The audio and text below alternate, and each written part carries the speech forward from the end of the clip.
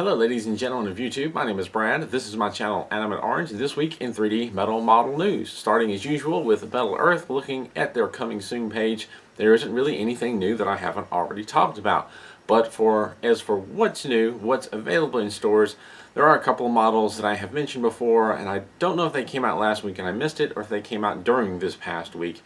But the Apollo CSM with LEM and the Apollo Saturn V with gantry are now available in stores, so you can find them online in your favorite model store, possibly in a store near you depending on how well stocked they are.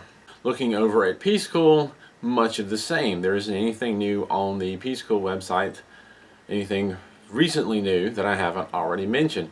But since I've only been doing this weekly news thing for 2 or 3 months now, I thought I would go back a little bit on the Pieceool website, mention a couple of somewhat new models that came out right before I started doing this. The one that I've seen someone build very recently is I honestly can't remember if it was black or gold, but they are available in black and gold Lucky paper crane models.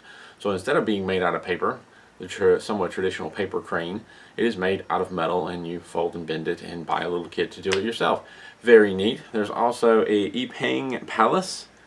Very interesting, somewhat large looking and somewhat complicated, very nice looking palace that you can build. And one of the things that I have liked about Pieceool for quite some time is they tend to make a lot of rather large figures of different sorts. And some of the more recent releases that were released shortly before I started doing this weekly news, we have the Sky Dominator, which is a large mech warrior, a really large mech warrior it looks like. There's the Magnetic Rotation Blue Armor, or at least that's what they're calling it, which is a previous mech warrior before the Sky Dominator. And another thing of interest is an Imperial Guard, which is a large figure, probably about the size of the Black Knight, which I've done before. And what makes this one stand out, and I think they've also come out with another one like this, it has a plastic face and hands. Everything else is metal, but the face and hands are plastic. And I've touched on that before, but I really haven't talked about this model. They've got a lot of really neat figurine models, and I've done the Black Knight, and I really enjoyed building the Black Knight, and I've wanted to do more. I did get the Knight of Firmament, which is a gold model, and I attempted that some time back. I didn't make a video about it because I broke apart fairly early on, very early on. One of the single-digit parts broke as I was trying to assemble it. Now, I have made a few attempts to try and get a replacement part. So far, my attempts have been met with silence. I originally tried to contact Pieceool via email to see if it was possible to get a part, and I've gotten absolutely no response. They do have what appears on their website, a place where you can actually create accounts and get replacement parts. I've tried creating an account. I think I'm getting an error message. I can't read it because it's not in English and it's not translating, and it's only there for a second and goes away, and it takes me back to the login screen.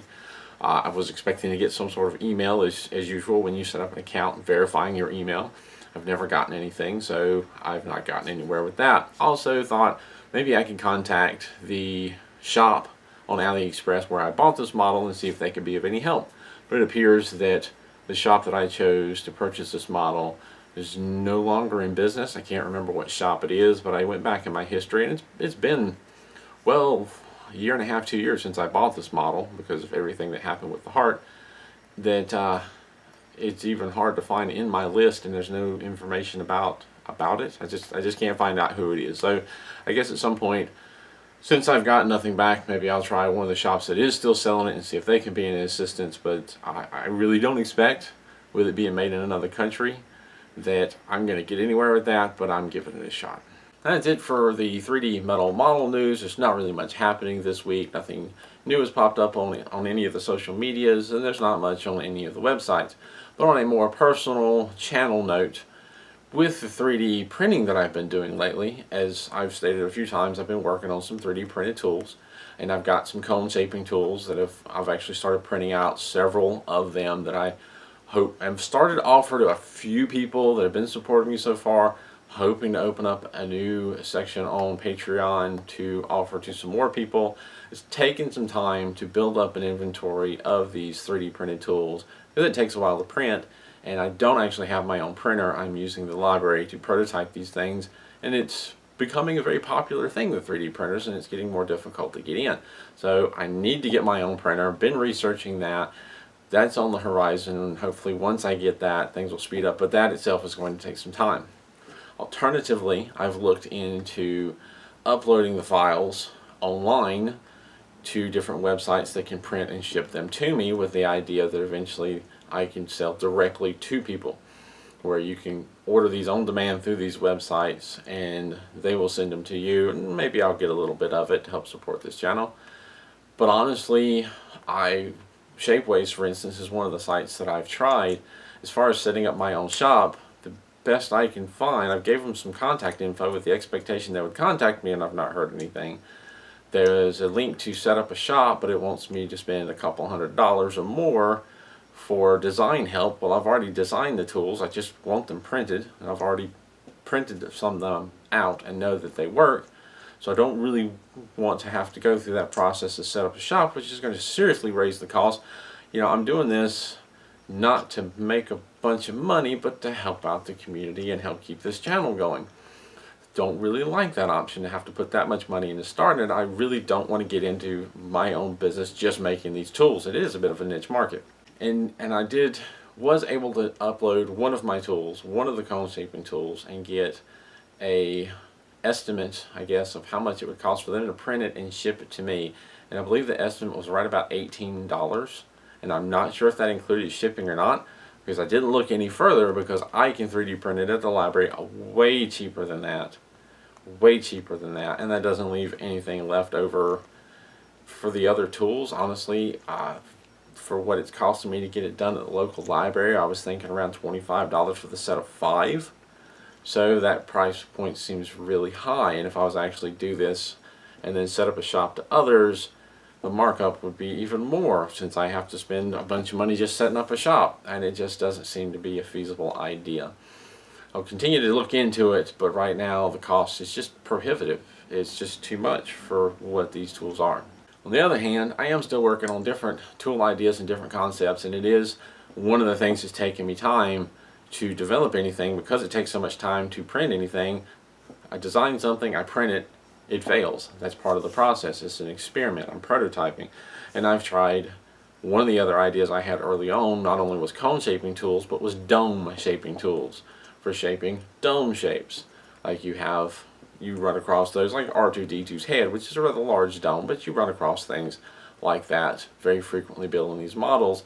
And I've used marbles in the past, but they tend to fly out of my hand. I do have a set of tools that I found on AliExpress that work fairly well, but they're kind of hard to get, and I thought, what if I could do something like that out of plastic? Well, so far my attempts have not gone well. I thought I would do something similar to what I did with the cones, and we have a stick here that instead of cones on either end, it has 2 different spheres.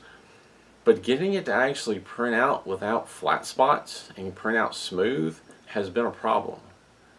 And I've have limited amount of time to work on that problem. I thought perhaps if I printed it so that it stood up, that would help matters, but it's not really showing out here, but I'll try to take a closer picture. This is very wrinkly and does not look like the kind of tool that I was wanting it to be. So I kind of abandoned that idea for fear of actually getting in trouble at the public library.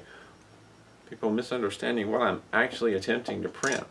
But I've had an idea to kind of change the way I do it, and I think part of the problem with the flat spots is because the round areas are sitting on the bed, and it's just kind of hard to get around that.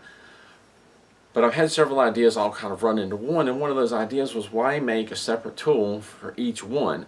One of the advantages of having the cone shapes on a stick is you have different size sticks.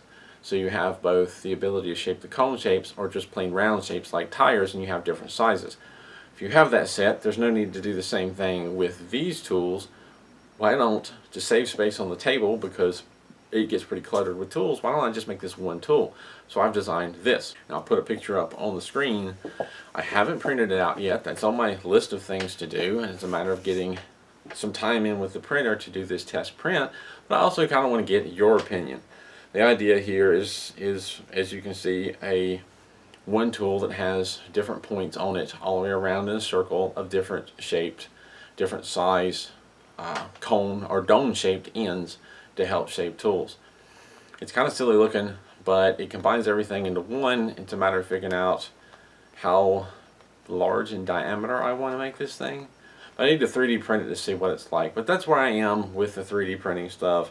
It's a learning process, it's a trial and error process, and unfortunately it's getting to be a slower process because getting time on the printer is getting more difficult between other people wanting to do print jobs. Some of these prints that I'm doing are taking a long time, so there's only some days of the week that I can do them because they don't do very long prints. They don't run these printers when the library is not open for fear of fire safety. There's issues with my own personal schedule, and honestly, if I spent all the time that I'd like to making these 3D and designing and working on these 3D printed tools, there would be no time left over for me to actually build the models. That ended up being a bit of a longer rant than I meant it to, but I guess that'll fill in for a decently long weekly news video. If you enjoy these videos, consider becoming a Patreon or Ko-Fi supporter. There's links in the description down below and a link to my Patreon page here in just a second at the end of this video. As always, thank you for watching, and thank you for my Ko-Fi and Patreon supporters for helping making these things and this video and these tools and helping me to run with these ideas and have the funding to do so. Thank you for watching, and keep on keeping on.